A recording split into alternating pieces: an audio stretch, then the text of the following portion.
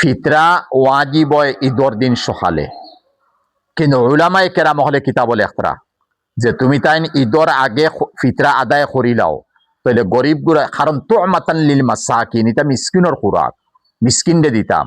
হে বালা কাপড় ফিন্দি তো ঈদর দিন কিলা ফিন্দিব, ঈদর দিন যদি আমি তারে ফিতরা দেই, তারে এর আগে দিলেইতাম, দিলে ঈদর বালা কাপড় ফিন্দিব, খাইব, উড়িব, ফিন্দিব, তার মন খুশি থাকবো। এর কারণে ঈদর আগে দেওয়ার চেষ্টা করবা।